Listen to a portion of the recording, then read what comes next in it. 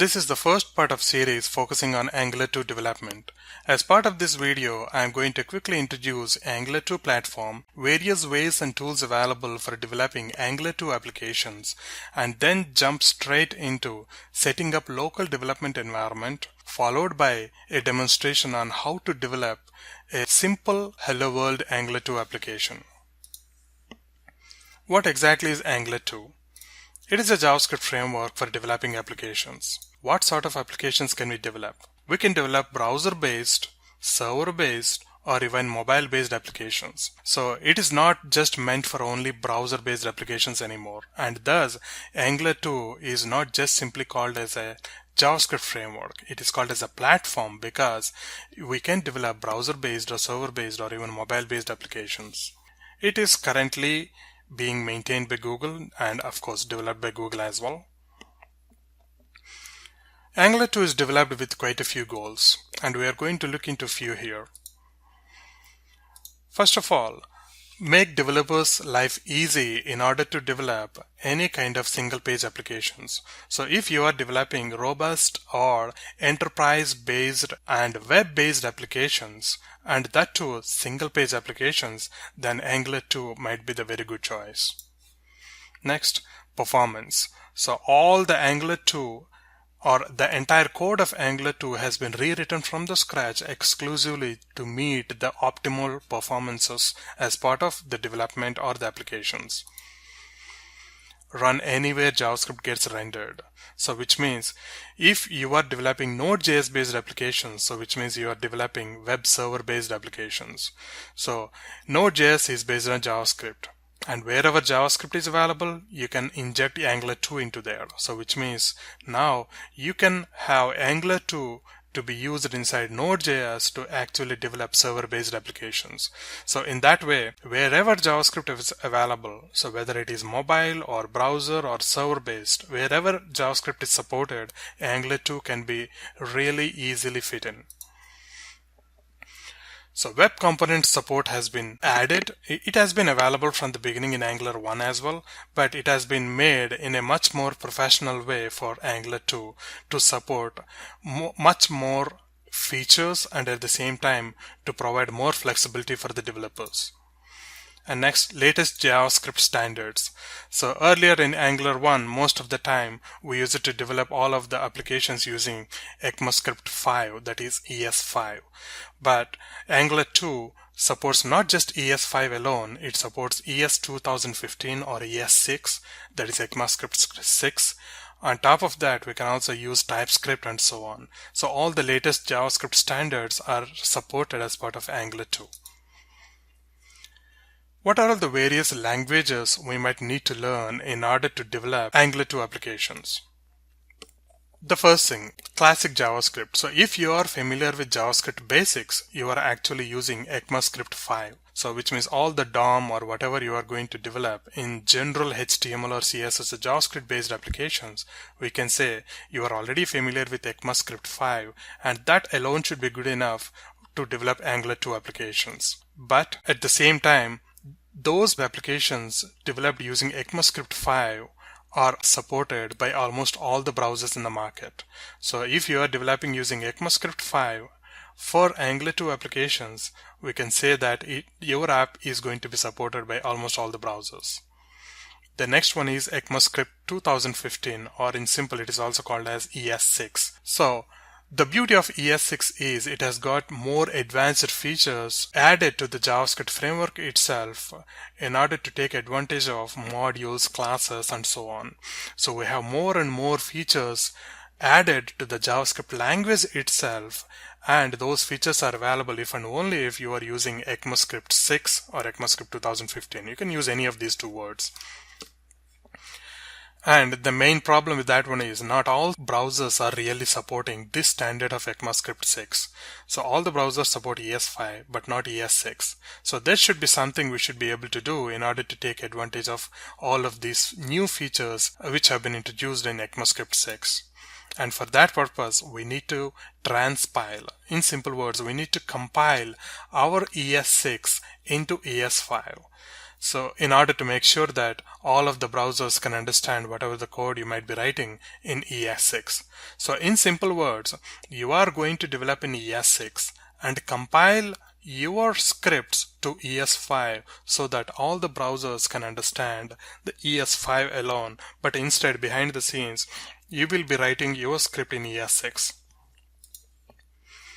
And there is one more language, that is TypeScript. This is from Microsoft. This is already a JavaScript language and it is a superset of ECMAScript 2015 or ES6. So whenever I say superset, TypeScript has got more features than that of ES6. So ES6 has already got some advanced JavaScript features. On top of that, TypeScript provides more and more features on top of what ES6 is already offering. So for that purpose, if you would like to take advantage of those advanced and highly sophisticated programming models in the JavaScript, then you are better off working with TypeScript. However, again, there is no browser support for TypeScript, and for that purpose, again, we need to transpile our scripts of TypeScript into ES5 or ES6 and further ES6 to ES5. And there is one more language called Dart, which is again from Google. It is not a JavaScript language, but you can still use Dart to develop Angular 2 applications, and obviously there is no browser support. However, you still need to transpile that into some ES5 so that all the browsers can really understand. So you can essentially use any of these 4 languages, but most of the time in any of the online samples and even in the documentation, you are going to find TypeScript based samples. So even in this series, we are going to follow only TypeScript based samples and scripts in order to make sure that all of the developers and the current trends of Angular 2 really follow the same kind of standard across. Okay, before even jumping into Angular 2, we need to understand a bit of JavaScript modules. So if you're already familiar with modules concept of JavaScript, just skip this slide alone. So let us quickly have an overview of JavaScript modules. What exactly is a JavaScript module? It is a collection of objects or a single object, whatever you call it as. An object or a collection of objects which can contain lots of logic inside it and usually defined in a separate file on its own. So for example, I can say there exists a customer module. So that customer module can have any registration or addresses and so on. So all of that logic I can really maintain in one particular file, and I'm going to call that one as customer module. So in that way, you can have any number of modules to be actually developed using JavaScript, and there are certain patterns. If you're not used to it, we should really understand that there exist certain patterns in order to develop JavaScript modules alone. So while we may not be able to cover all the patterns here, but we would like to look into the most used patterns in the industry. The first one is a classic pattern, so which means if you are not using any third-party libraries, most of the time you will be ending up with this kind of pattern in order to develop JavaScript modules. So how does it look like? It is nothing but a kind of a function. You can see this is just a simple variable, and this variable is assigned to a function, and you can see this is an anonymous function which is being executed right away.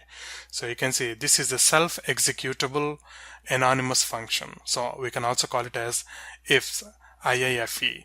So immediately invocable function expression. Both of them are same.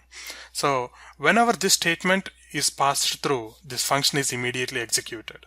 And while it is getting executed, you can see it is actually declaring a couple of variables here. And I mentioned this one as private, so which means these variables are not at all accessible outside the function. And at the same time, I'm declaring 2 more functions here like getSum and getProduct. Even these 2 are actually private functions.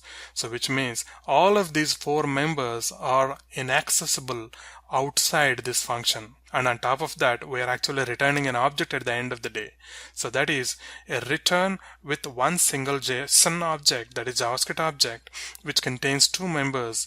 One is sum, which is associated to get sum here. The other one is product, which is associated to get product. So once this statement has been executed, this variable sample module is going to contain an object of this definition. So we can have object that is sample module dot sum sample module.product.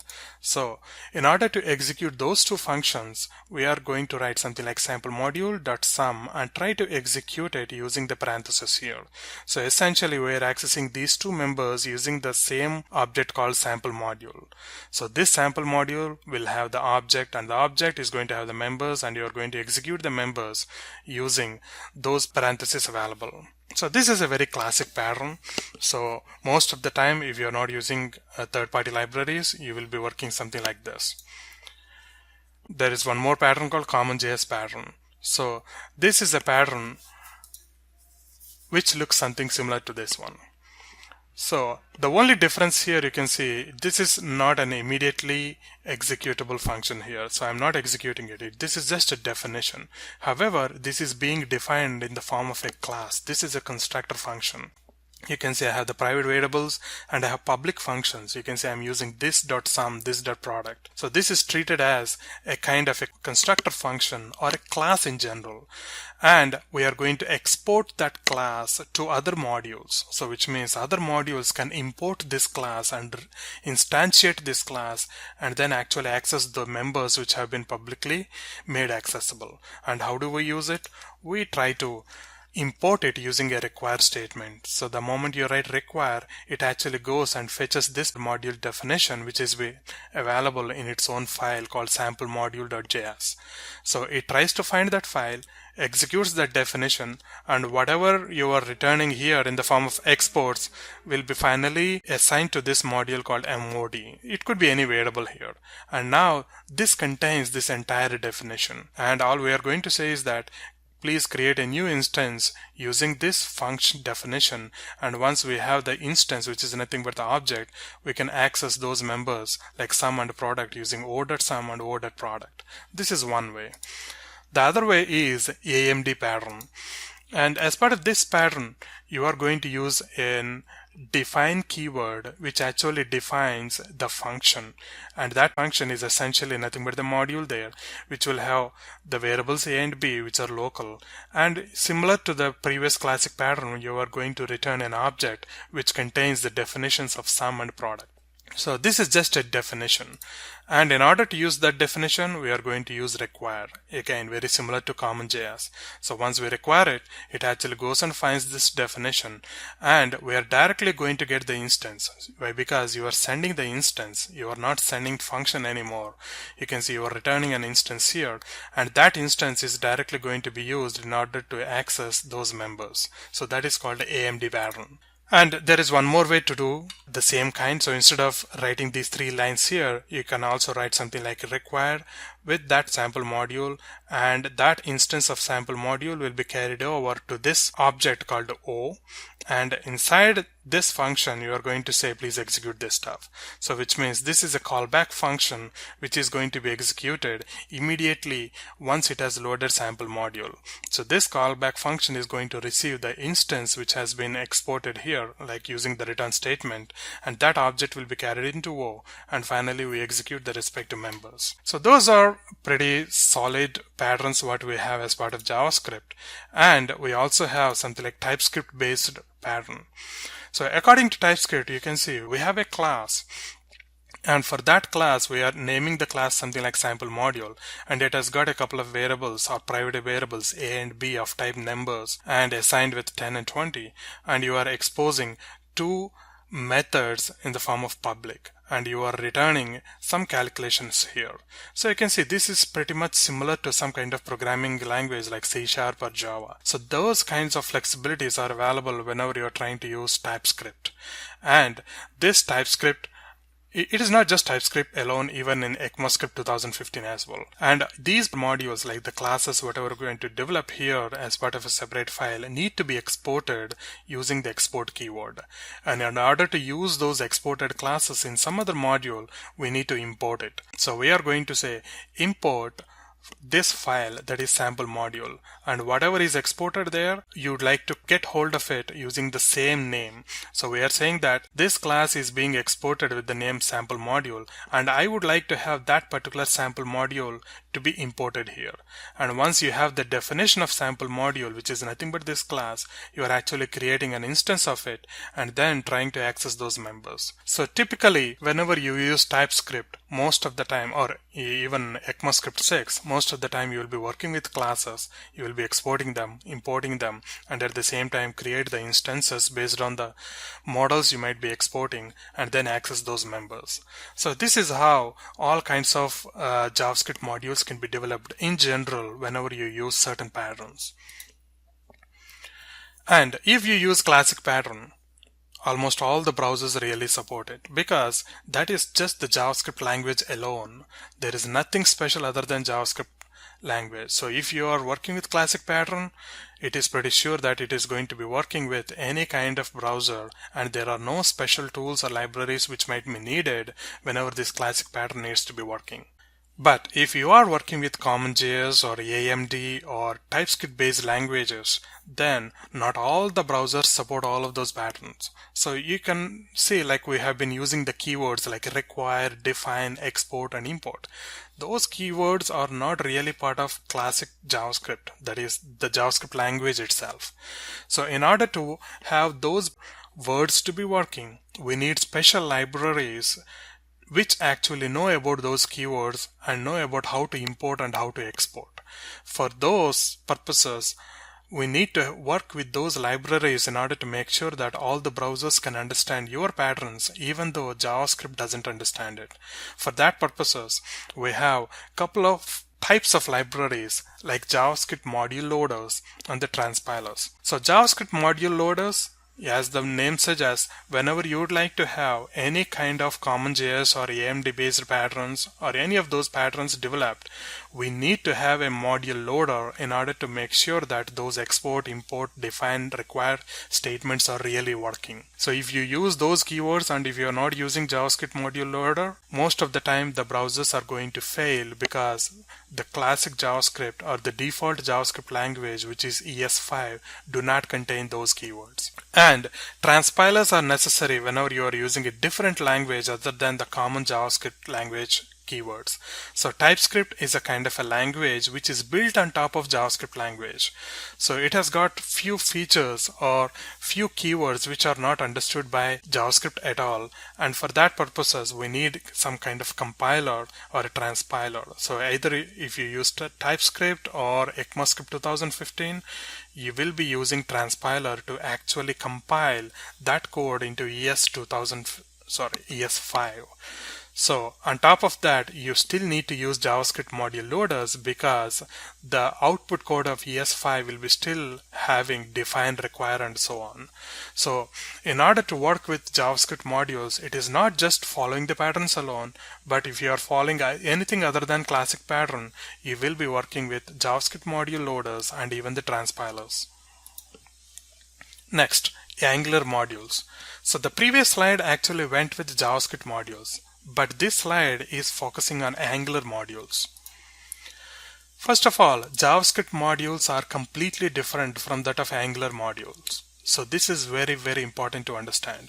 Whatever the JavaScript modules you might be use it to develop using classic JavaScript or ES6 or TypeScript, those modules are not at all the same as Angular 2 modules. So what exactly is Angular module? It is just a way of bringing various parts of Angular application into one single unit. So you might be having a couple of UI components. When I say UI, which means it is a markup with all the HTML and so on. So I might be having a couple of markup scripts and at the same time some kind of metadata information which explains on how to stitch these UI components together, services, and so on. So whenever you would like to have several of those components to be actually brought inside one single unit, we call that one as Angular 2 module. So this module is responsible to actually load those UI components, stitch together, and make sure that all of those components really work as they are supposed to by linking them to the Angular.js framework. So for that purposes, the concept of module has been brought in. So you can just consider it is a wrapper around multiple components and multiple other services available to make sure that all of those will be working in a cohesive manner. A typical Angular 2 module structure might look something like this. So this is looking to be so strange at the very beginning, but it is quite simple to understand. This is an Angular 2 module. So how do we understand that this is an Angular 2 module and what are all this funny stuff available here? Let us go step by step. The first thing, a class. Every Angular 2 module is essentially nothing but a class. A class needs to be actually assigned with its own name or identified with its own name, and in this case I'm actually identifying with demo module. So the name of the class is demo module, and we need to export this class eventually as because we want this module to be used by some other module, and if such is the case we need to export it. And the next thing is ng module. So this @ symbol says that it is a decorator. So decorator means it is a kind of explanation to whatever you have already written at the bottom. So this guy explains what this guy is. So in this case, what it essentially says that is, whenever you use ng module, this class, please treat this class demo module as an Angular module. So if any class is being decorated by this @ symbol ng module, we can say that that class is being exported in the form of an Angular module. If you don't write this decorator, it is going to be simply called as an JavaScript module, not an Angular module. So if you want any kind of a class to be exported in the form of an Angular module and identified in the form of an Angular module, you need to write this decorator. And these options or that information, whatever you write here, which explains more about this class, is going to be understood only by Angular compiler or the framework, which gets used to on how to work with this class at runtime. Next, the feature imports. So @ ng module, no one really understands it. So there should be a definition of this keyword available somewhere, and that is available in this Angular.js library. So this is nothing but a JavaScript library. So we can say this is an JavaScript module which is going to be imported, and the name of that particular JavaScript library is Angular/core. So whenever we are setting up our local development environment, we are going to download all of these JavaScript frameworks and the libraries, and then we import certain features necessary for the respective module and use those features to actually mark and identify various parts of your application. So in this case, we are saying that please get the definition of ng module from this library, and once it gets that definition, I am going to use that definition here in the form of a decorator, and that decoration says that this module or this class needs to be identified as an Angular module. So that is pretty much what we have in this place. A typical Angular 2 module will have all of these three steps: importing ng module, decorate a module based on the class you are going to define. Next, an Angular application or Angular 2 application in general contains at least one module. So you cannot have any Angular 2 application with no modules at all. You need to have at least one module, and that one module is usually called as a root module. And in terms of naming convention, whenever you are going to develop a root module, the class name usually is going to be specified as app module. So whenever you see any class with the name app module, you can consider that one as a root module. This is not compulsory, but that is a general naming convention and a standard. So if you are going to start with any kind of Angular based application, you will be ending up with at least one root module, generally having a class name with app module. An Angular application can have not just one module, it can have multiple modules. So those multiple modules which are not just the root modules are usually called as feature modules. So other than root module, if you are developing multiple other modules, those modules are usually called as feature modules. And those feature modules are usually responsible with respect to their own business logic. So in this case, EMP module says that all the features or all the functionality related to the employee should be built inside this module. All the features related to the customer's business logic need to be available in feature 2. So in that way, we can have multiple modules to be developed, and all of those could be actually linked to the root module over the time. Next, Angular 2 component. What exactly is a component here? In general, it is nothing but UI. You can just simply consider that one as an UI, a building block. So that is a fundamental Angular 2 component. So mainly it is used to develop UIs, but there are things which go beyond UIs, which we are going to cover later. But in general, you can consider any Angular 2 component in general is nothing but an UI component. And the component contains not just UI, it also contains related logic. So if you can see this diagram here, Angular 2 component is a combination of 3 parts. One is the template. Usually this template is nothing but our HTML or markup. So this markup and a class associated for that markup, and also the metadata explaining what this class is about and what is this component about. So all of these 3 together can be called as one single component in Angular. So what does this class contain? All the event handling of that markup could be made available here. And how that HTML has to receive the data. Like if I have an employee name, someone should actually provide that name into that markup.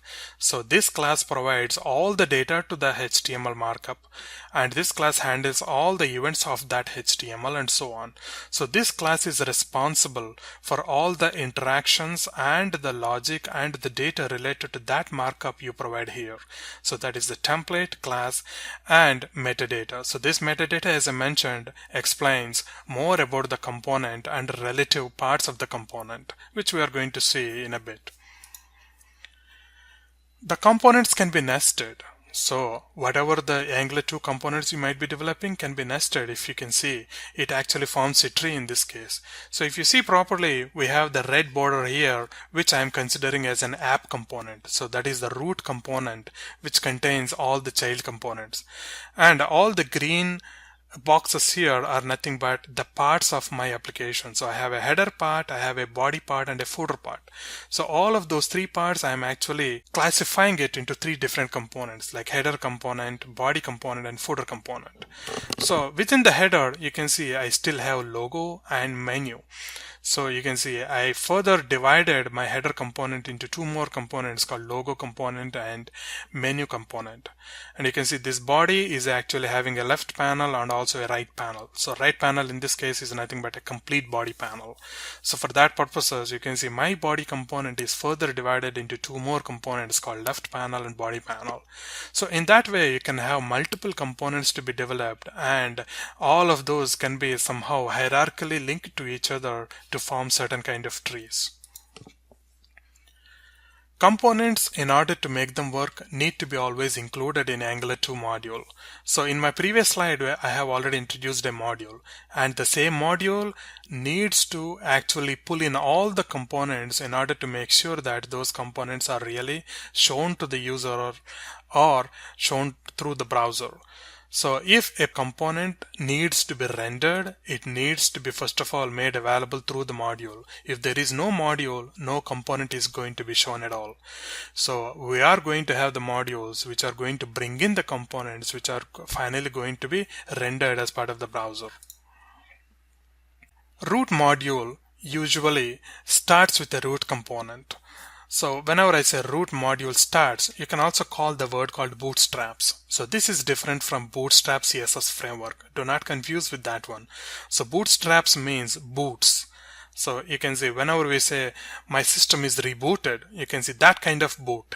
So in general, bootstrap means starts. So root module in this case has to start with some kind of component, and usually it starts with one root component, and then it follows all the rest of the components as they are going to be brought eventually.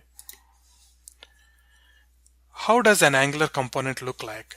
That is going to be pretty similar to Angular module. So if you can see, just like an Angular module, I have a class with its own name. In this case, it is Hello World component.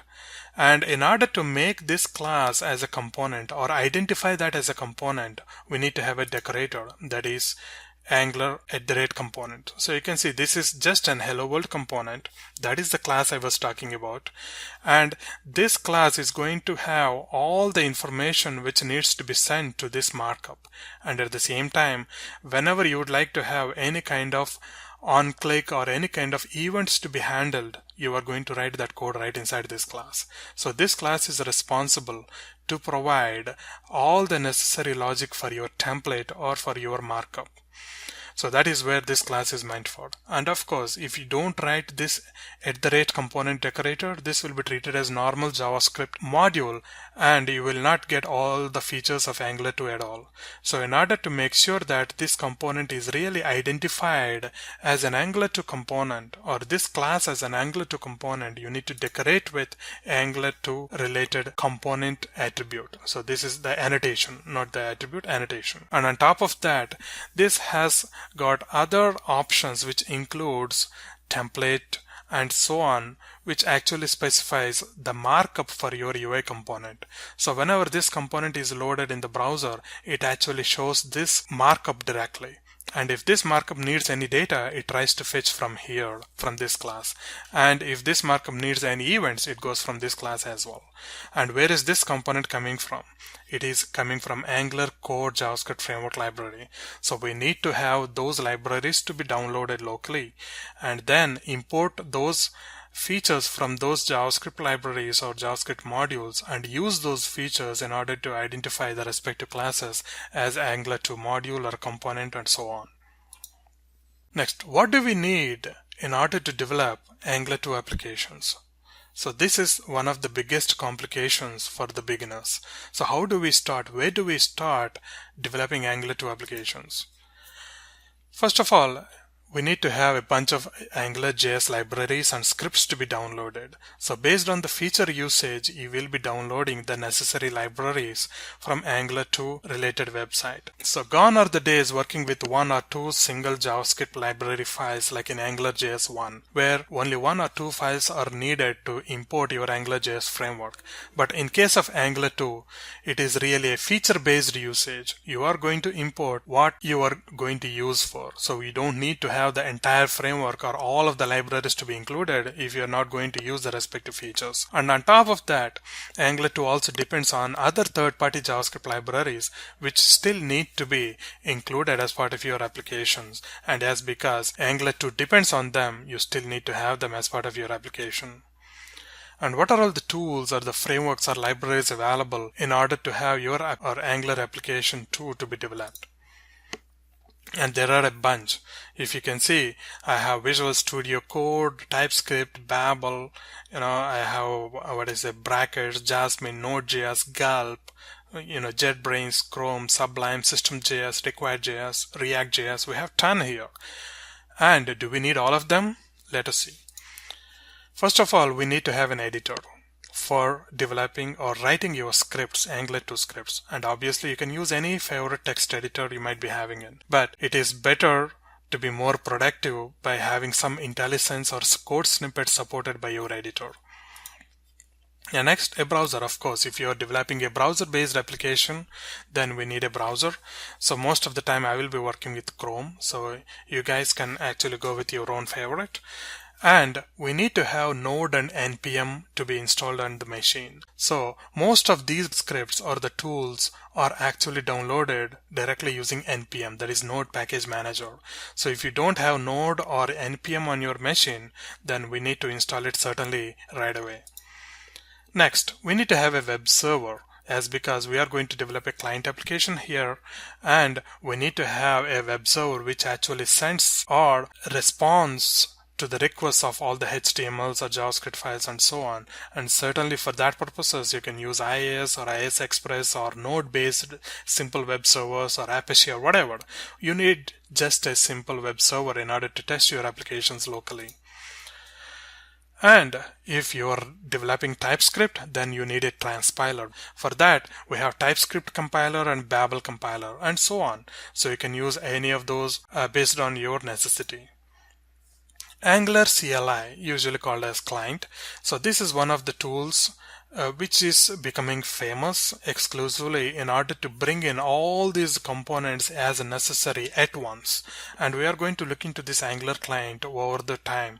But for now, just consider this is a tool which gives you to create an application with all the necessary tools and the hierarchy of folders and files in order to quickly start an Angular 2 application. Next, JavaScript module loader. In my previous slides, I already explained that whenever you develop JavaScript modules using CommonJS pattern or AMD pattern, then you will be working with one of the module loaders like SystemJS or Required.js or Webpack, etc. in order to work with those keywords like define, export, require, import, and so on. So in order to have those modules to be used as part of your web browser, then you will be working with module loaders. Web browsers do not really understand the difference between CommonJS, AMD, and so on. So without having these module loaders, you cannot really develop any JavaScript modules. So you can use SystemJS or Required.js or Webpack, etc. So we might not be really married to one of these, but it really depends on your organization policies and how your framework has been set up for the respective application. All of these have their own pros and cons, and most of the time you are going to see SystemJS because Angular 2 website follows SystemJS as the module loader by default. And next, task runners. Because you are going to develop several libraries here, like modules, those need to be compiled, those need to be minimized, and at the same time, those need to be combined all into one or two script files and so on. You might be actually doing some deployments and all of those. So in order to accomplish all of these steps, you might be needing some kind of task runners. And you can see you can either work with Grunt or Gulp or Webpack and so on in order to have these kind of task runners to be working behind the scenes while you are concentrating on just writing the scripts and saving them and testing them. Next, unit testing. So if you really wanted to test your Angular.js applications, you might be working with Karma or Jasmine and so on. And on top of that, if you'd like to have any kind of coding standards to be always implemented, you might be using some linting features as well. So you can see there is tons of stuff. And at the same time, it is not essential really to use all of this stuff in order to develop any Angular 2 application. But if you think about a standard or a pattern, you might really need all of these. But to start with, personally, whenever I actually started to learn Angular 2 application development, I did not really think of linting or unit testing or task running or anything else. So I just really wanted to go with a very basic standard exclusively to understand how Angular 2 application works rather than really focusing on unit testing and linting and so on. So in our demonstration here, we will be just working with Node and NPM package manager to actually download the stuff. A simple web server, it could be Node or IIS Express, and a transpiler, that is a TypeScript, and a JavaScript module loader, SystemJS. That's it. But over the time, we are going to cover all of these features, but for now, we just wanted to make this as simple as possible. Next, there is a concept called bootstrapping in Angular 2. So what exactly is bootstrapping? First of all, bootstrapping an app is nothing but how to start an app or how to boot an app. So as I mentioned, Angular 2 is a platform.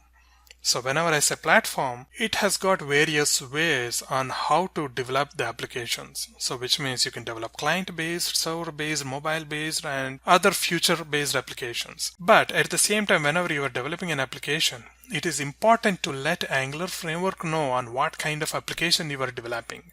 And that specification of saying how to start your application in what mode is nothing but called as bootstrapping of your application. So which means you are going to say, hey Angular framework, treat my script as a browser-based application and bring all of your components accordingly to render my script or application or UI components in the browser. So that is one way of telling it. At the same time, you can say in other word, hey Angular framework, this is not a browser-based application. This is a mobile app. So treat my scripts as a mobile app. So you will be bootstrapping your application in such a way that it has to bring in mobile-based platform in order to execute your scripts. So that is typically called as a bootstrapping of an application. That is how to start your application and in what mode.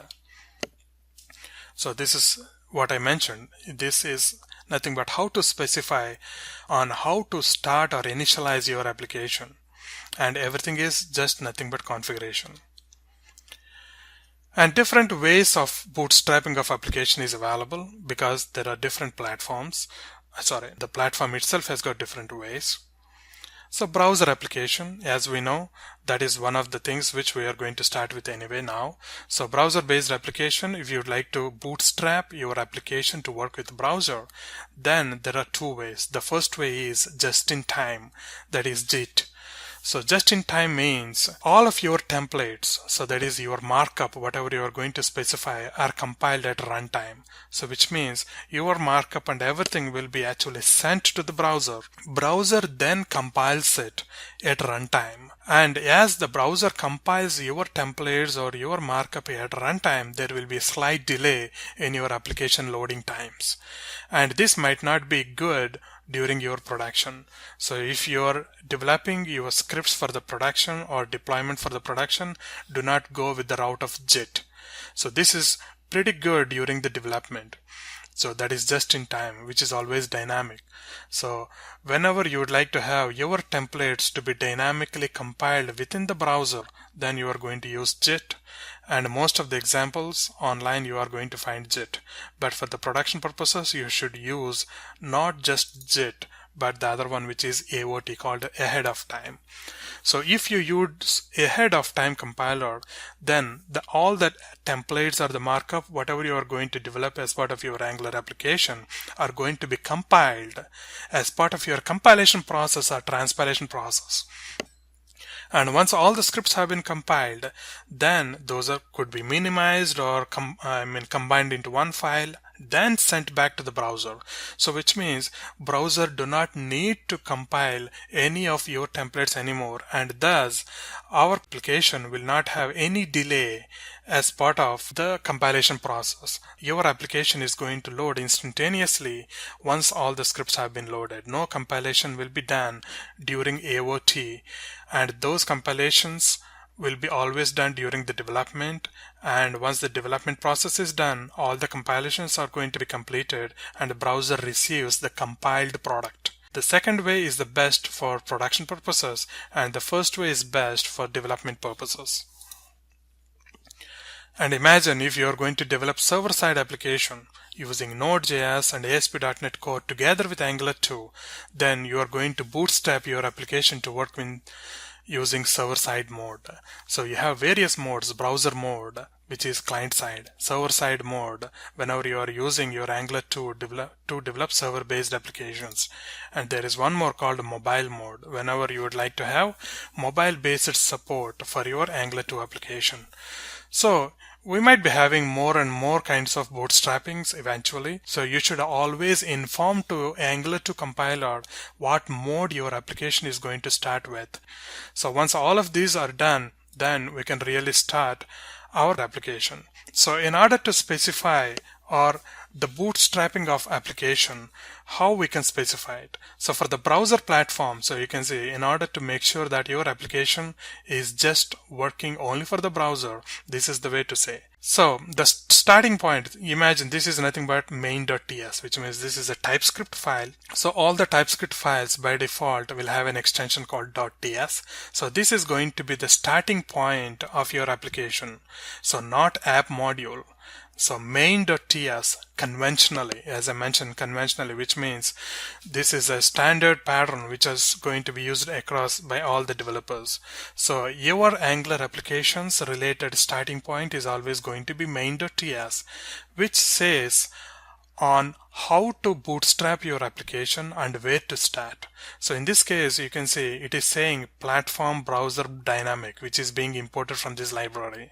So whenever we say platform browser, you are essentially saying that please use browser platform in order to make sure that my Angular application is going to work. So which means you might be having some markup which needs to be rendered by browser. So we are going to specify platform browser.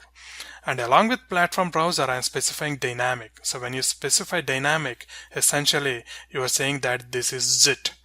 So instead of specifying zit, you can specify dynamic. So once you specify dynamic, it clearly says that your scripts are going to be sending the templates to the browser, and browser needs to compile it before even rendering or executing your application.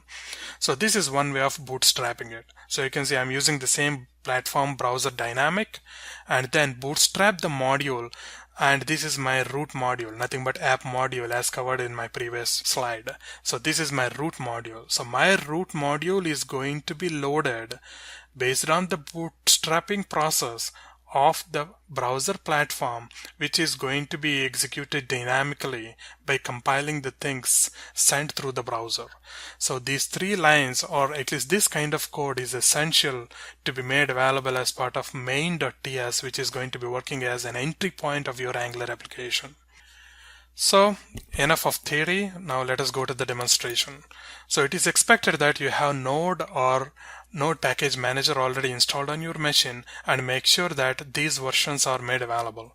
So Angular 2 really works with Node version 6 or above and NPM with version 3 or above. So I'm going to show you on how to check or test these versions. And on top of that, of course, we'll be expecting a text editor and a browser on your machine. And for the demonstration purposes, in this case, we are going to install Angular 2 from the scratch, install TypeScript and related definitions from the scratch. We are going to configure TypeScript using tsconfig.json. And at the same time, we are going to install JavaScript module loader, which is SystemJS in our case. And you can work with other JavaScript module loaders as well, but we are going to concentrate on SystemJS. And on top of that, we are going to develop a simple Hello World Angular 2 application. And in order to develop that, of course, I need to have an UI component, that is Angular 2 component to be developed, that is hello world.component.ts. Root module, which is app module.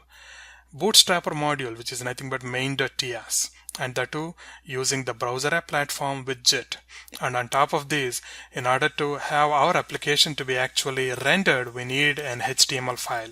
So we are going to create index.html file, which is going to use our JavaScript module loader, which is SystemJS, and that module loader is going to work with main.ts, and main.ts is going to load app.module, and this is going to load component.ts, and all of these are going to be happening through the web server. So which means our browser will be requesting index.html from the web server, and once it is brought to the web browser, our index.html is going to work with all of the respective parts of our application to really make our Angular 2 application rendered in the browser.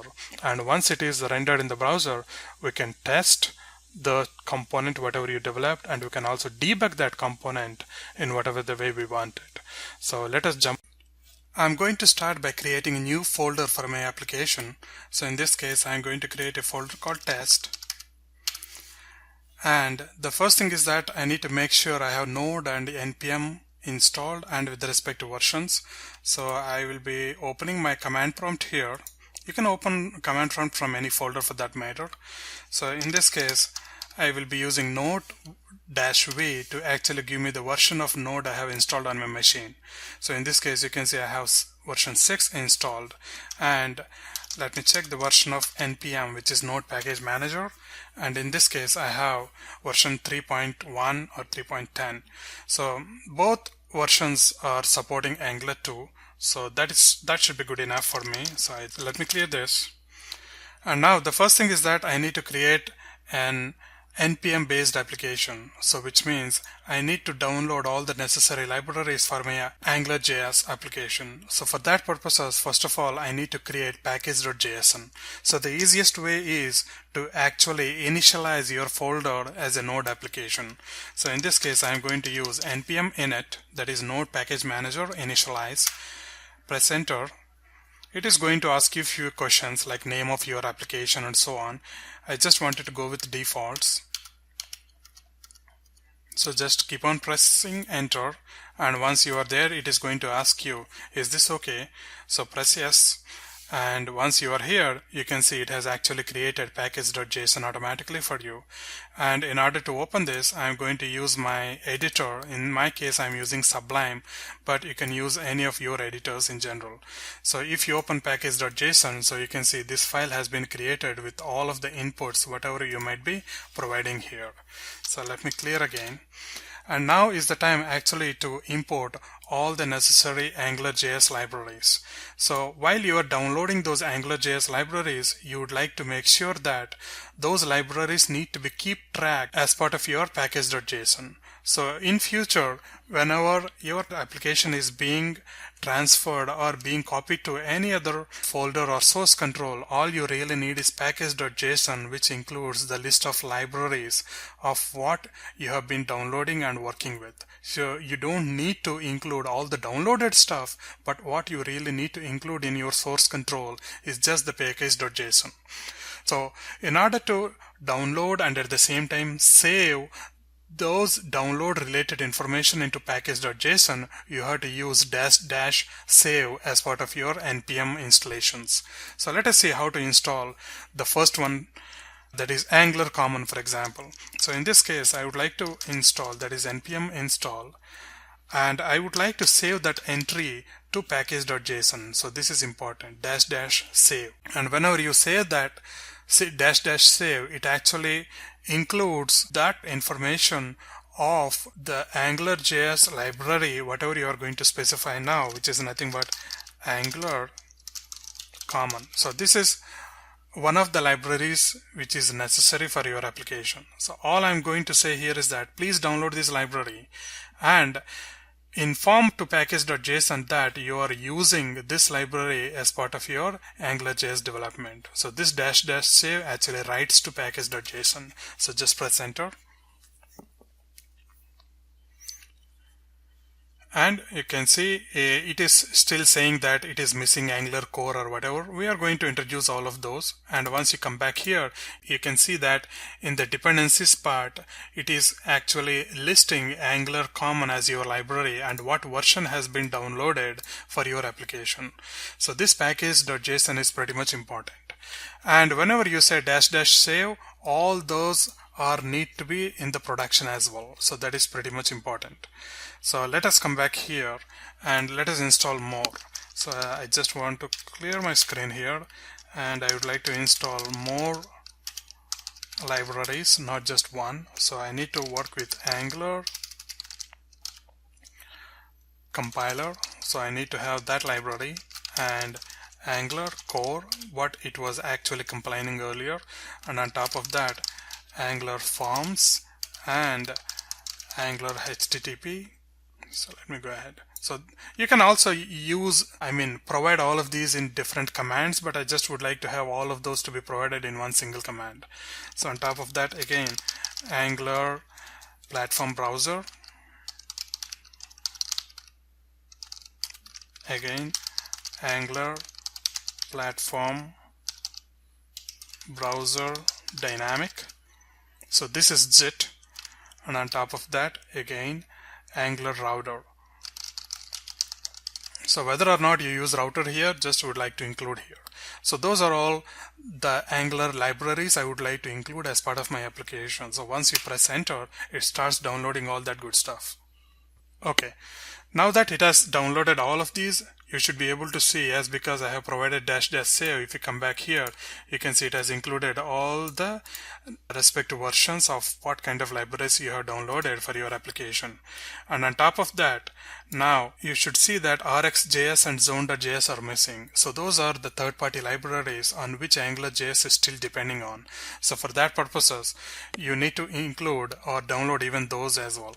So I would like to go ahead actually using npm install save core.js, RxJS, Zone.js. So those are all the libraries essential or where Angular.js is really depending on. So those 3 third-party libraries are to be included as part of your application. So I'm just including those as well. Okay, so once that is done, the next thing is that we need to have the JavaScript module loader to be installed. So JavaScript module loader, as I mentioned, you can use SystemJS or require.js or whatever. But as I mentioned earlier, I would like to use SystemJS for my JavaScript module loader as part of this application. So for that purposes, instead of providing the previous one, I actually provide SystemJS. So I'm saying that please install SystemJS as part of my application. Okay, and now TypeScript. So in order to work with TypeScript and to get the TypeScript compiler, that is the transpiler, to actually compile your scripts to ECMAScript 5 and so on, we need to have the TypeScript to be installed and all the related tools of the TypeScript also to be installed. So for that purposes, again, I'm going to include TypeScript as a dev dependency. So you need to have this TypeScript only for your development. So that is important. So when you say save dev, it actually opens a new section in your package.json, which is going to be used defined only if you are in the development mode. For production, you might not need TypeScript because your TypeScripts are going to be actually compiled to plain JavaScript files. So your browser doesn't need TypeScript. However, this TypeScript and the related tools are necessary only during the development, and that is why I'm providing --save--dev. So which means this is a developer dependency but not really a production dependency.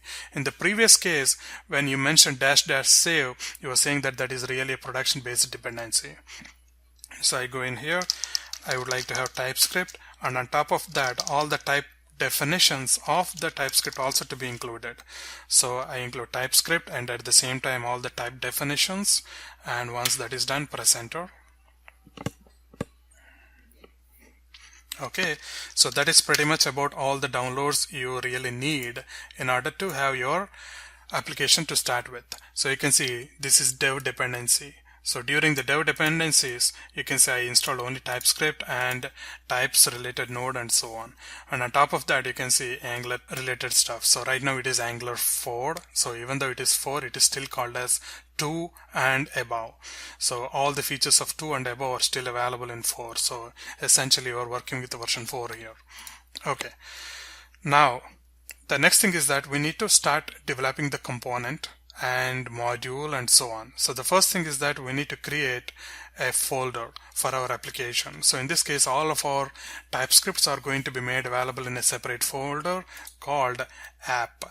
So this is going to be the new folder, and you can also see node_modules. I did not create that folder. If you see inside the test, you can see node_modules is not the one I created. It has been created by all the downloads, whatever you have downloaded using your command prompt. So you can see as part of your package.json, whenever you install all this stuff, all of these installations are actually completely gone under node_modules. So this contains all of the installations of whatever you did earlier. So if you remove this folder, you can reinstall it again just by using your package.json. You don't need to source control node modules anytime. You can just maintain your package.json and get your node_modules back by just typing in npm install. That's it.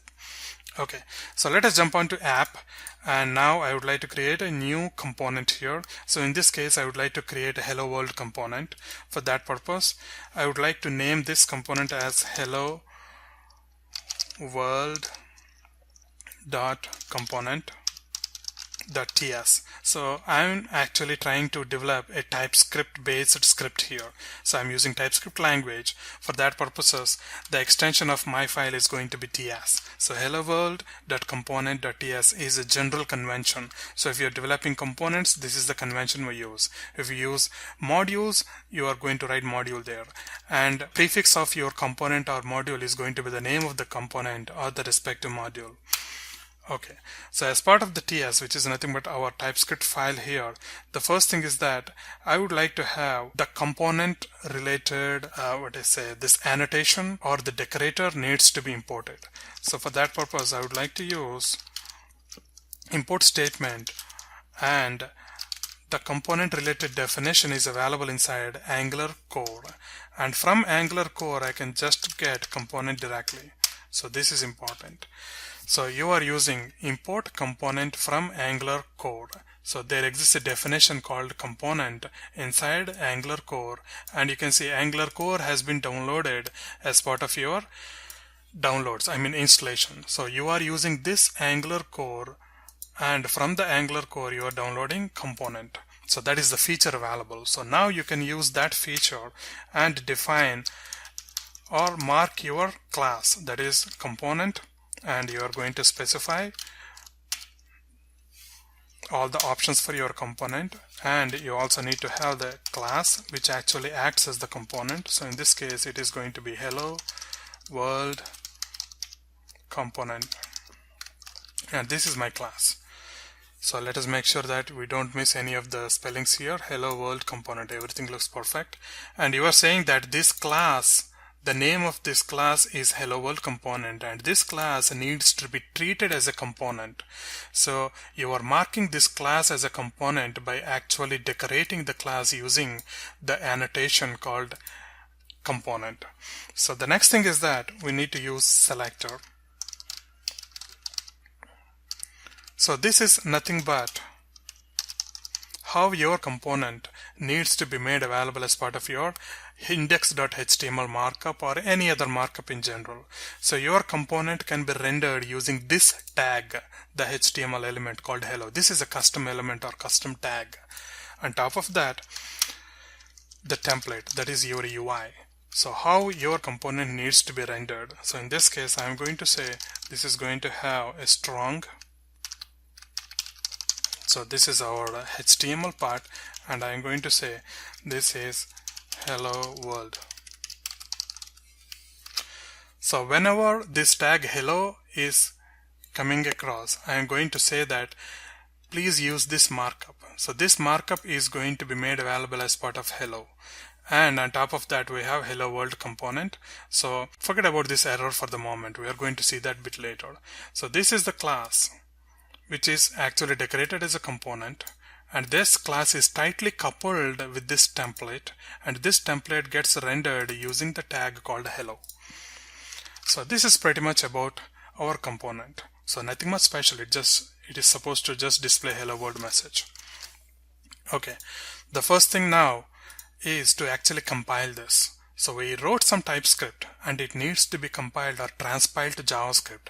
Browser doesn't know what is this TypeScript file. It doesn't understand export, import, and this component and class and so on. So in order to make the browser understand about our scripts, we have to compile or transpile this TypeScript to a JavaScript file. And for that purposes, you have to use TypeScript compiler, which is actually downloaded as part of your TypeScript. So if you can see, I have the bin folder inside the node modules, and you have TSC. So this is TypeScript, and tsc.command is your TypeScript command. So in this case, I actually downloaded all of my files locally, which means local to my application. So all of your dependencies are currently available inside your application. So if you remove this folder called test, you are removing TypeScript and everything else. So I did not install anything globally. If you install TypeScript globally, then you don't really need to install this stuff locally again. Okay. So the next thing is that I need to compile it. In order to compile my TypeScript, the first thing is that I have to configure my TypeScript compiler saying that please use these options in order to compile my TypeScript file. So I need to specify all the options, like whether debugging is supposed to be enabled, or what folder or what mode, into what kind of ECMAScript it needs to compile, and so on. So for that purpose, I need to actually create a new file called tsconfig.json. So this is nothing but TypeScript config JSON file. So this is the file which is essential to actually configure or let the TypeScript compiler know on how to compile your scripts. So instead of writing from the scratch, I am going to actually take whatever I already have in place. So I just wanted to copy this and use it here. So these are the configuration options which are going to be considered by the TypeScript compiler. So here we are saying that please compile my TypeScript to ECMAScript 5, which means classic JavaScript. And I'm going to use the module JavaScript module type as common JS pattern, which I have covered in my slides. And on top of that, we are going to use node module resolution. Source map, this is essential if you'd like to have debugging to be enabled for your TypeScript. And there are other things which we are going to see later, but one important thing is experimental decorators equal to true. So until and unless these two are made available, you can't use decorators. So if you wanted to use the decorators like @component or @ng module and so on, you have to use this feature. And on top of that, we have other things like no implicit any and suppress implicit any index errors and so on, which we are going to cover a bit later. But for now, just understand that these are the basic things which are necessary in order to have our TypeScripts to be compiled. So how do we compile? So we wrote our code in app. So that is hello world.component.ts. We need to compile it. So in order to compile it, I will be going back to my command prompt here. And as I have my TypeScript compiler inside a node modules bin, I will be using TSC. So I am going to use that. So if you installed globally, you don't need to use that path.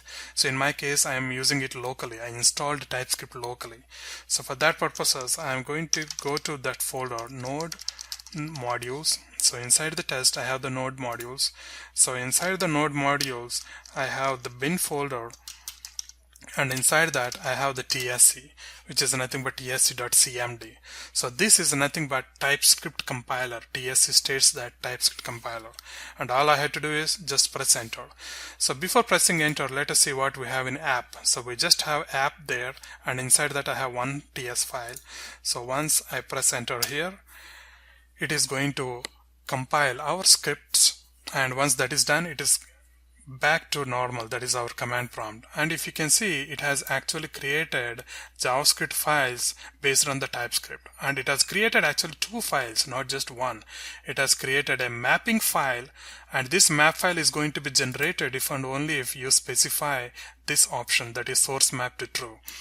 This option is pretty much important whenever you'd like to debug your TypeScripts. If you don't specify this, chances are you might not get that mapping file. If that mapping file is not available, you're not going to be able to debug your TypeScript the way it is supposed to be. And let us look at the JavaScript file, whatever it has generated. So this is the classic JavaScript which will be understood by browsers. So which means almost all the browsers can understand this except the exports. Browsers do not understand exports and import statements. So if you go back to your tsconfig, you can see this is based on common JS pattern.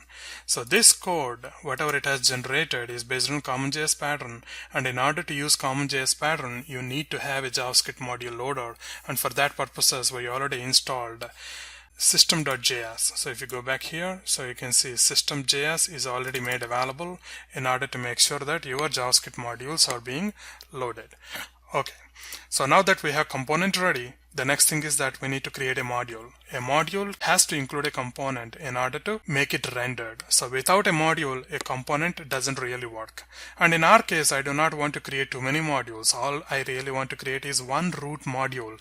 And as you know, according to the naming conventions, every root module is named with app module. So I'm going to create a new file called app.module.ts. So this is going to be our root module. And in order to work with this, again, the first thing is that I need to import the decorator ng module, and that too from Angular core. So I'm going to say, please get Angular core library, and you can see that has been already downloaded here. You can see Angular core. This is exactly what I'm trying to use here. And from Angular core, I would like to get the feature called ng module. So you can see you have tons of features here. We have all these features, but for now, I just would like to go to ng module.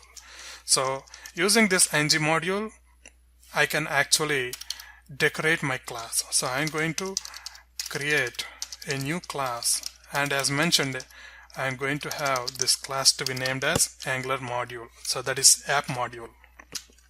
So I have a typo here.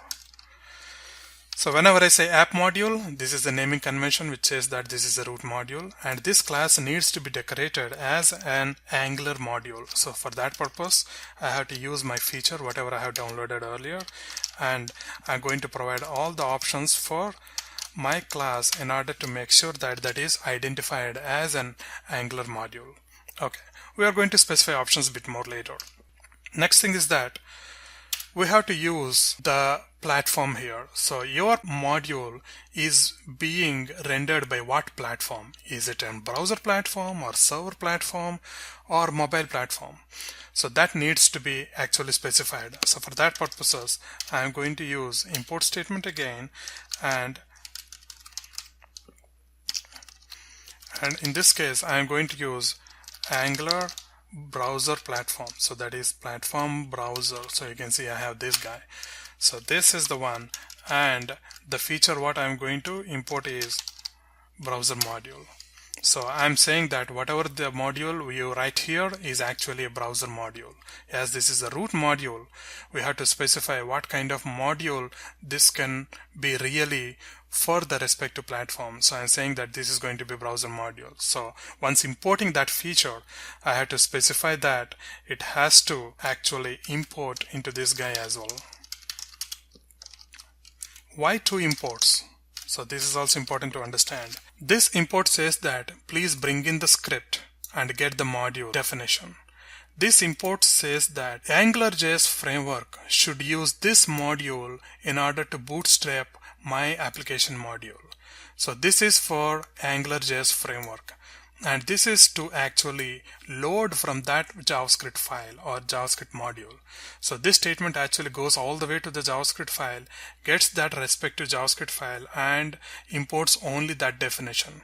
Once that definition is made available to your application, you are going to say that please use this definition to Angular.js framework. So you are instructing Angular.js framework to use this particular module in order to bootstrap your application module. Again, this is the module bootstrapping, not the application bootstrapping. So application bootstrapping is still going to be main.ts, which we are going to develop in a moment. But this is module bootstrapping. So module also needs to be specified under what kind of platform it is supposed to work, along with the main.ts as well. So once after this one is done, next I need to work with my hello world component. We need to have our component to be actually shown as part of the module. So the next thing is I'm going to import my hello world component. So I have my hello world component right here, that is hello world component. So you can just use this. And what did I export out of it? You can see this is the one I exported, so that is the feature. So I go back here and I am going to use the same thing here. So that is the feature which has been exported, and now I am trying to import it, and now I have to specify that my module is going to use the definitions available from this one. So that's the first thing. So I'm going to say that, hello world is the one which needs to be used as part of Angular module. So that is the difference. This is importing of JavaScript modules, and this is a kind of importing inside your Angular.js modules. So in this case, you are just importing browser module, and you are saying that you are going to use hello world component as part of your module. And now the bootstrap. So here the bootstrapping of your module. So here you are saying that please start your app module with the component called hello world component. So this is all you really need in order to start with a root module. So root module has to be actually marked with ng module.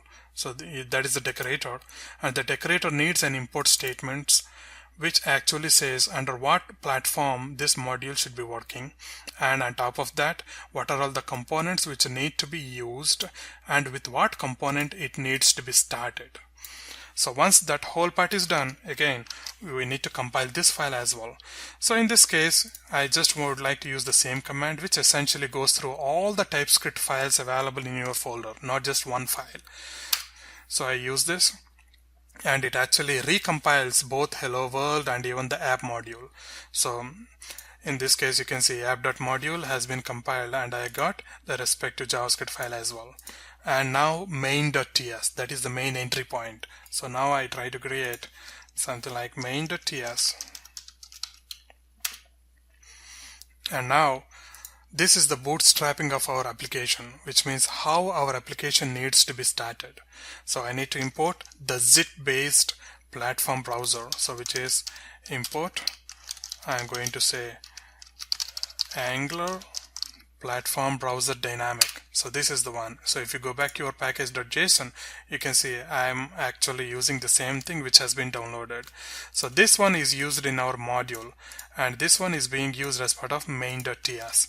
So I'm saying that please use the feature platform browser dynamic. So this is the JIT feature, and I'm going to again I had to say that this main.ts has to start app.module. So because until and unless I say that app.module needs to be used for main.ts, there will not be any connection. So main.ts is the entry point, and this loads app.module, and app.module loads hello world component. So for that purpose, the next thing is that I need to import app.module. So I'm going to say from app.module, so that is in the current folder, go for app.module and get me the feature. So in this case, the feature is the name of the class, that is nothing but app module. So IntelliSense for app, for Sublime is already there, so you can just use the IntelliSense just in case. Now that we have both of the modules imported, the next thing is that we need to bootstrap it. So I'm going to use the same thing, that is platform browser dynamic using the zit. Please you start my module, that is my app module. So this is how we can say like start the process of zit, and at the same time using the platform browser, and then kick on our app module. So this is pretty much I have for main.ts, and let us compile and make sure everything is getting completed.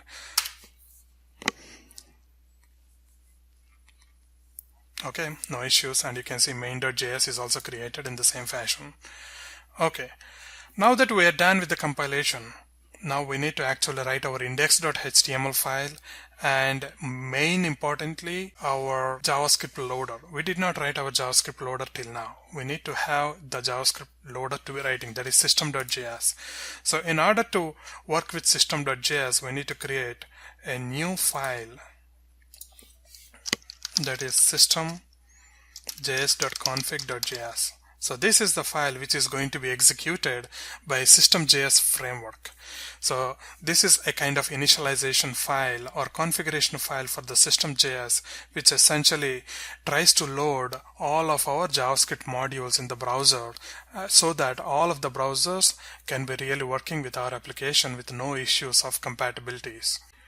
So what kind of content can we write inside here? And in this case, I just would like to use whatever I already have in this file. So I just would like to use this. I go back here and use this. So it looks pretty long here, but it is pretty simple. So I'm going to say that in the system.config, please get all the files, that is, Angular core files, Angular common files. You can see these are all the files available. So npm, so this is alias. So you can see this npm is nothing but alias. So if you go to node modules, you are going to see Angular core. So let us see in the node modules, and you are going to see @Angular, and inside that you have core, and inside that you have core.umd. Inside the bundles you have core.umd.js. You can see you are referring to that file. So that is the one which actually contains Angular core definition. So if you go back to your application, like whenever you are using Angular platform dynamic, what you are specifying there is nothing but this is the one which should match to whatever you are writing here. So this would match that. So if this specification is not available here, then it is not going to work, because it will not know on how to find that script in order to load it. So whenever you specify any of those like Angular core or Angular platform or whatever, those need to be made available as part of system.config so that it can search for the respective files, load those JavaScript files into the memory, and then proceed along. So these are like key value pairs. All of those keys, whatever you provide here, are going to be used in your TypeScript definitions. And the value is nothing but how to load those JavaScript files from the respective paths. And instead of repeating those paths everywhere, you can provide an alias like this. So if you're going to use the same path everywhere, you can just alias it here and provide the same path everywhere here. Okay, on top of that, we are also using other libraries, which is important. And this is the main important thing. So here you are specifying that the main entry point of your application is going to be main.js. So this is where you are specifying that even though you may be having tons of JavaScript files or TypeScript files here, the main entry point of your application is going to be main.js. So this is what you need to specify here. And on top of that, it has to always work with the default extension JS and even for the other libraries. So if you'd like to have more information on this one, you need to check with System.js online help. But this is in general the basic setup for System.js. So the next one is actually to create index.html. So I'm going to have a new file called index.html, which is going to be served by the web server. So what am I going to do here? So that also I'm going to bring from whatever I already have in place. So I go back here and bring it here. So this is pretty simple one. You can see a title and the traditional HTML head and so on. And this is where I'm actually including the external scripts, that is core.js, zone.js, and you have the SystemJS. So this is our JavaScript loader. So that is the JavaScript module loader. So this is where we are going to use this. So that System.js. And on top of that, we are also using system.config.js. So you are actually including your file, whatever you have written here, to be made available here. So all of your configurations will be executed before even getting here. So in this case, what we are trying to say is that please start app. And when we say app, what are we specifying? You can see you are specifying app. So that app is nothing but internally it is going to start with main, and it actually starts with main.js. So that is pretty much what I have for index.html. And one important thing, can you see here I am using the hello tag, and by default it is actually using loading.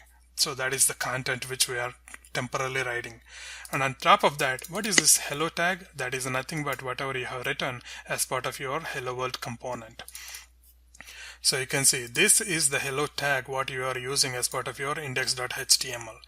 So wherever Angular sees hello, it is actually going to this component, and inside the component it is going to bring up this template and bind that template with your logic if you have written anywhere as part of this class.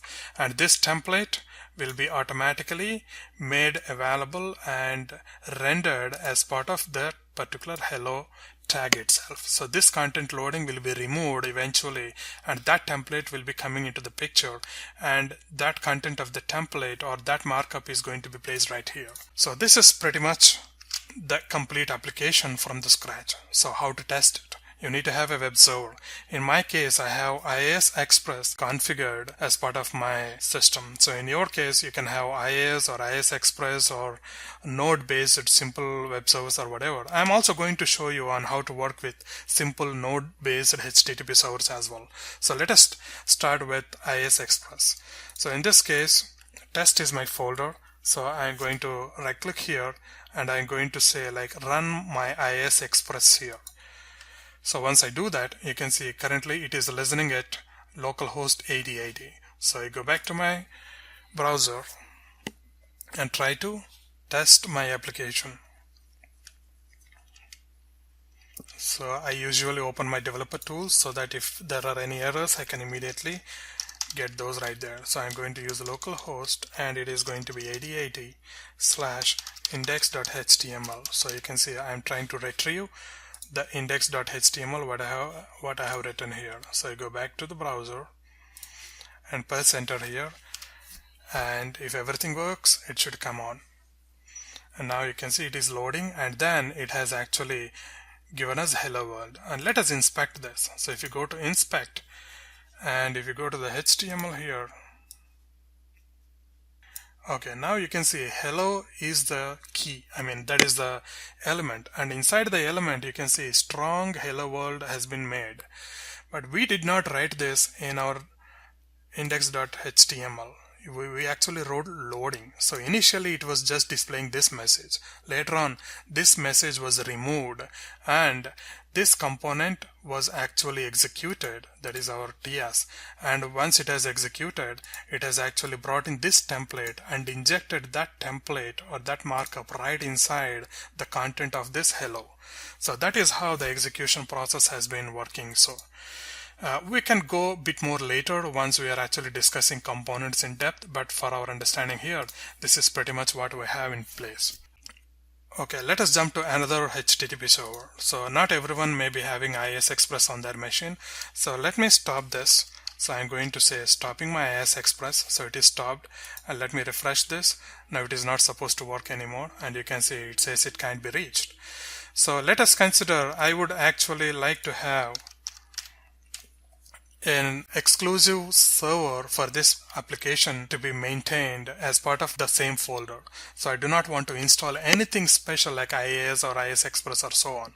So in that case, I can use Node to install a special package exclusively for the web server. So for that purposes, I can just install using npm. So I'm installing an HTTP server. So that is a web server. So this is an npm module. There's an npm package which is available online, so we can make use of it, and we don't really need it for production purposes, so it is only necessary for development. So I'm just installing for the development purposes alone. So I just install it. So this is the easiest way. So once I installed HTTP server, you can see if you go back to your package.json, you should be able to see HTTP server installed. And once that is installed, I need to start the HTTP server. And as it is installed locally, I would like to go with node modules, and it will be always available inside the bin. Sorry, I had to start with this way. And inside the bin, there is some file called HTTP server. So if you go back to your node modules, and inside the bin, you are going to see http server.cmd. This is the one you are going to use. So let me collapse all the stuff and I go back here. So I'm going to start HTTP server. However, I need to specify the port number. So you can specify 80 or not 80, 8080 or 8090, whatever you would like to have. So in this case, I would like to have 8090 to be used as the port number for my HTTP server. So press enter. Okay, so there is a mistake. I need to use node modules. Okay, now you can see it has started the server that is at 8090, and that too again inside the test. So now I go back here. So instead of using 8080, I use 8090 and press enter here, and with no doubt it should be working with loading first and then bringing in the hello world. So that is another way of using a simple web server just for your development purposes. Okay, so let us keep this as is, or probably I can cancel it by just pressing Ctrl C. So I just wanted to clear it. I would like to go back to my IIS Express. So that is easier for me, so that it will be working in a different way and in a different command prompt anyway. Okay, so and this is not going to work again because IIS Express currently I configured that to be working with 8080. So this should be working with no issues. Okay. Now, if you remember, for every modification of the TypeScript, I had to always use the tsc as a command. So every time you create a new TypeScript file or every time you modify a TypeScript file, it's always going to be annoying to use the tsc command or switch to this command prompt, use tsc, compile it, go back to your editor, modify, save it, get back to command prompt again. You know, all that hassle of getting back to this TypeScript compilation is going to be pretty annoying. For that purposes, TypeScript has got another command that is using the option watch. So this watch is smart enough to actually monitor all the TypeScript files, whatever you are writing. So if this tsc or this watcher finds any file has been modified, it immediately transpiles it or compiles it behind the scenes.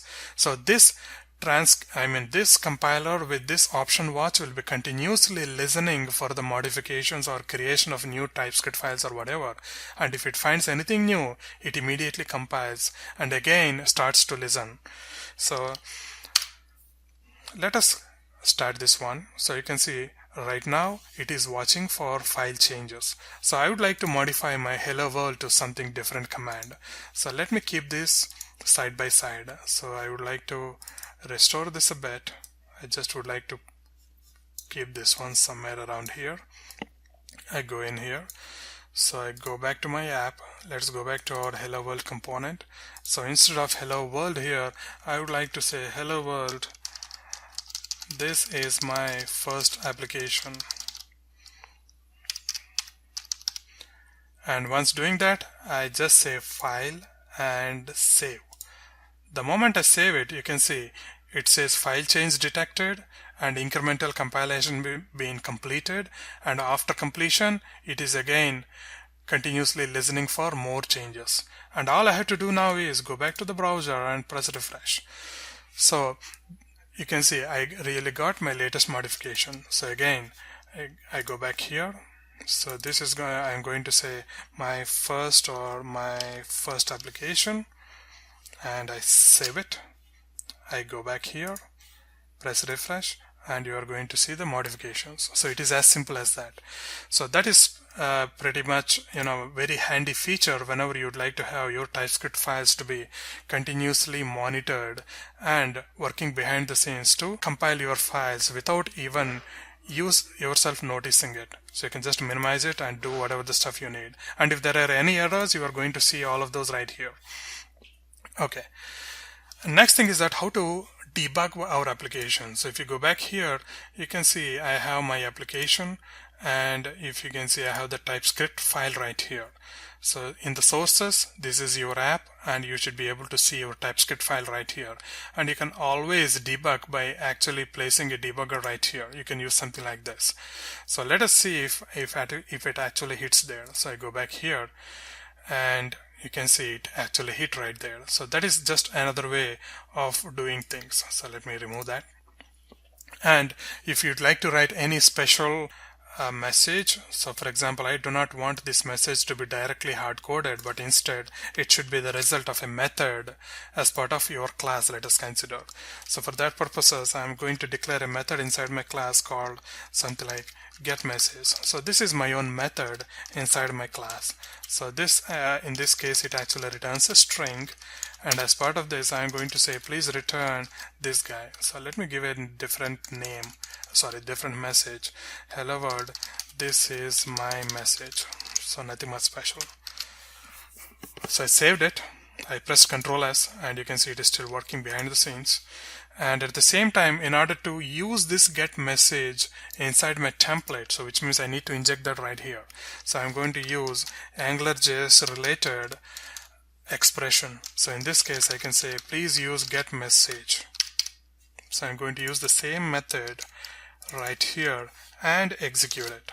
So whenever you put anything inside these double curly braces, that part is going to be evaluated by Angular.js framework with respect to the current class and the current context.